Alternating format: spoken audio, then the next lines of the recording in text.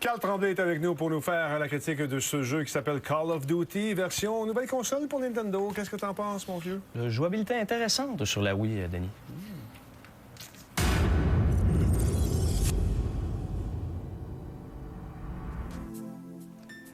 Et cet avant-goût était une critique, justement, dans la critique de notre ami Claude Arson, qui va nous parler d'un jeu qui les s'appelle... gens... Oui, on les tient en Oui, haleine. on les tient en haleine. C'est parce que, tu sais, les critiques de Claude sont tellement intéressantes qu'on veut les garder là. Et attendu. Alors, prise 2, 3, 2, 1, Q.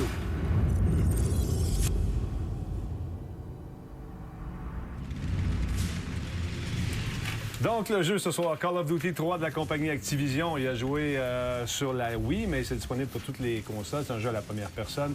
Il y a du multijoueur, mais pas pour la Wii. Il y a du jeu en ligne, mais pas pour la Wii. Il y a un démo, mais pas pour la Wii. Il y a une retouche, mais pas pour la Wii. Il est classé T, et oui, on a eu du fun.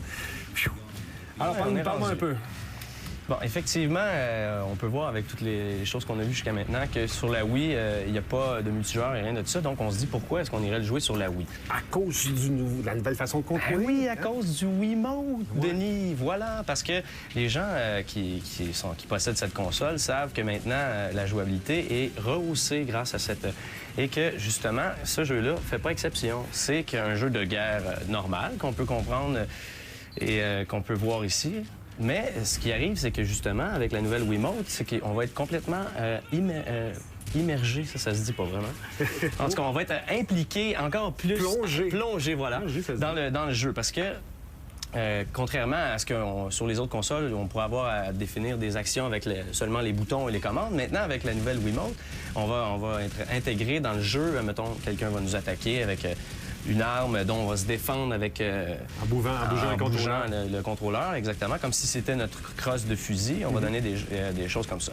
Alors, on peut voir ici que l'esthétique, le côté graphique, c'est pas si désagréable que ça. Je sais qu'il y a plusieurs gens qui pouvaient penser que sur la Wii, ce serait peut-être un petit peu moins beau. Mais je trouve que, sérieusement, c'est pas si différent que ça des autres consoles. C'est sûr que c'est un petit peu moins beau. Donc, c'est un jeu qui devient très physique parce qu'on s'implique physiquement avec les mouvements qu'on fait. Exactement. Comme on peut voir ici, justement, on pose un C4. Dans une autre console, on va juste baser sur un bouton, le C4 va être installé. Là, non, il faut insérer le détonateur. Là, on va tourner le nunchuck.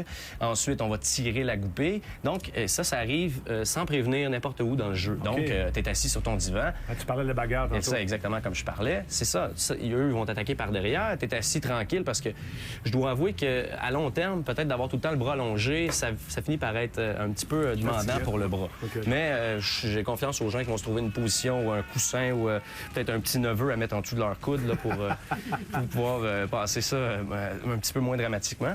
Et là, justement, ça va arriver en plein milieu. Donc là, on va être pris pour justement interagir avec le personnage et on va juste avoir à suivre les commandes qui sont indiquées à l'écran. C'est assez simple à comprendre.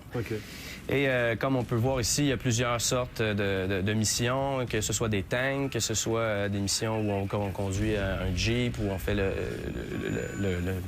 fusil à l'arrière, où on conduit quand on conduit le Jeep, c'est que comme un volant, on tient la Wii comme si c'était un volant et on tourne dans les courbes et tout ça.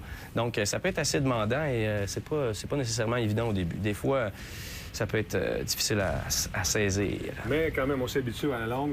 Exactement. Il y a beaucoup de surprises, tu me disais, au niveau des commandes. On doit agir rapidement parce qu'on est toujours dans l'action quand ça arrive. Exactement. Parce que, justement, quand toi, tu penses que tout va bien, tu es en plein milieu d'un champ, tout ça, et soudainement, quelqu'un va exploser. Donc là, tu es assis confortable dans ton divan, tu es obligé de te lever. Comme on peut le voir ici, justement, conduire le volant, le mouvement qui montre à l'écran, c'est exactement ça qu'il faut faire. Tu tiens un volant, puis ça répond quand même assez bien, je dirais. Donc, c'est intéressant. Donc, ça, l'interaction, justement, avec les nouveaux contrôles, ça, c'est super intéressant. Le graphisme est quand même très, très bien réussi. Bien, très bien réussi, je veux dire. Non, c'est correct. Mais c'est correct. Ouais, c'est très correct. Et les voix des acteurs, toutes les cinématiques qu'il y a autour, moi, j'ai trouvé ça super intéressant. C'est bien fait. Il y a plusieurs armées. Il y a l'armée française, il y a l'armée britannique, il y a même l'armée canadienne, l'armée américaine. Et, donc, le volet historique est quand même assez respecté. Oui, ça, c'est très respecté. Ça commence, il faut aller récupérer Paris. Et là, on a plein de petites missions à faire comme ça. Et là, que ce soit, mettons, les Français, quand ils vont parler, bien, ça va être en français, c'est pas traduit. Puis là, les Américains vont être fâchés que ça parle en français. Là, ils vont te dire de parler en anglais. T'as même l'armée canadienne avec le célèbre Jean-Guy Robichaud, le colonel de l'armée, qui lui parle en québécois, en anglais avec un petit accent québécois. Mais il paraît qu'on l'entend même sacré à un moment donné. Oui, ben j'ai pas réussi à le retrouver, là, mais c'est parce que c'est en plein milieu d'une mission, à un moment donné, quand il essaye d'amener ses troupes un peu plus au front, là, on l'entend « Voyez ma gang de tabarnouche, là, ben, tu continues. Fait que moi, j'en revenais pas, j'ai essayé de le retrouver, mais j'ai pas été capable. Mais ceux qui le jouent, là... Les acteurs sont amusés, ils ont payé la traite. Ils ont dit, ils comprendront pas, on va le dire pareil, puis on va faire rire les Québécois. Ben, moi, en tout cas, j'ai ri. Puis les gens qui vont le jouer, parce que je le suggère aux gens, si les gens le jouent, vous allez sûrement rire. C'est vers la fin, une mission quelconque, parce que l'armée canadienne est en vedette. Est-ce que ça rajoute vraiment quelque chose, les contrôles, ou c'est vraiment une gimmick, là? Non, ça rajoute quelque chose. À l'immersion, parce que même, je dirais que les gens qui sont habitués, mettons, au contrôle clavier, souris à un ordinateur, ça peut s'apparenter à ça un petit peu. Parce que tu as vraiment ton pointeur, que là, c'est assez rapide. Tu vas aller voir directement où est-ce que tu veux tirer. Des petits détails graphiques comme ça. Il y a des petits glitches ou des petits glitches. Ça, c'est pas dramatique. Donc, tu as eu du plaisir, c'était amusé. Beaucoup de plaisir. Jouabilité intéressante. Graphisme intéressant, très bonne histoire. J'ai eu beaucoup de plaisir, même si j'ai eu quelques crampes au poignet et quelques crampes au coude, mais ça fait partie de la beauté de... Il faut se lever, là. On est en 2017, là. 7. T'es en avant de ton temps. 2007. La cote de cœur, c'est quoi? 8,5.